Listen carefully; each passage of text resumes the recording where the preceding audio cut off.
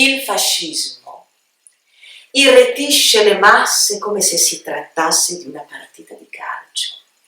Ada, nel suo bellissimo cappottino celeste con calze e scarpette gialle, frequenta sempre di più Florian Tedeschi nella sua baracca di via Trieste, parte orientale di Gorizia, vicino al confine con la Jugoslavia.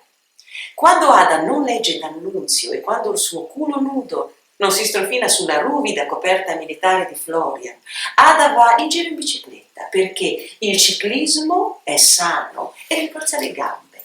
Ma quando la pancia tondeggiante di Ada non può più essere tenuta nascosta, Florian chiede al padre l'autorizzazione a sposarla, ma non la riceve. Ada è povera, non ha alcun lignaggio, Ada è ebrea e scopa fuori dall'istituzione matrimoniale. Florian rinuncia così all'eredità materna, comprendente ville e fabbriche, quadri, libri, argenteria, denaro, dunque non una cosa da poco, e sposa Ada Var un giorno prima della nascita di Aya, l'8 febbraio del 1923. E dopo un po' di anni la famiglia Tedeschi si trasferisce a Trieste in via Daniele. Aya ora ha 6 anni. Oggi ricorda poco della Trieste di quei tempi. Ricorda suo padre Florian in giacchetta bianca dondolare tra i tavoli del caffè degli Specchi, tenendo il vassoio alto sopra la testa. Ricorda che la domenica al caffè degli Specchi in Piazza Unità aspettava la fine del turno di Florian per poi andare insieme a prendere il gelato in piedi perché costava meno. Ricorda una famiglia vestita a festa, tutta elegante, e ricorda che avrebbe voluto vivere in una famiglia così.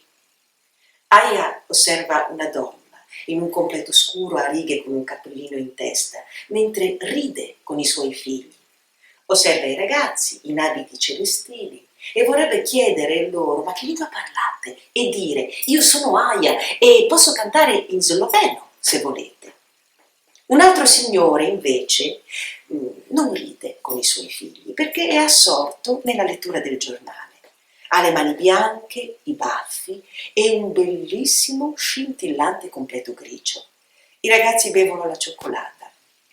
Aya ricorda la sua meraviglia, la sua curiosità, ma poi il quadro va in 1000 pezzi.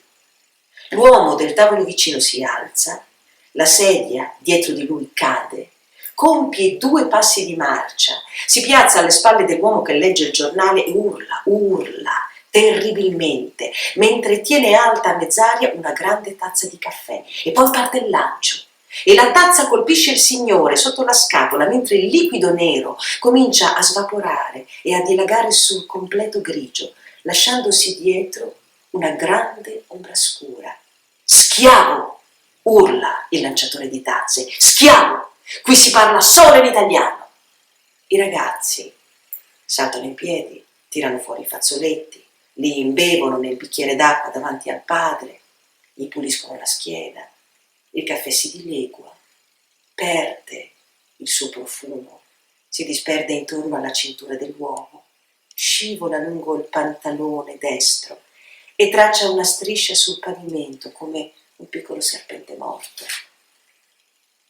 Negli anni 30 a Trieste vivono circa 5.000 ebrei che ben presto però, in particolar modo nel 1938, abbandonano la città.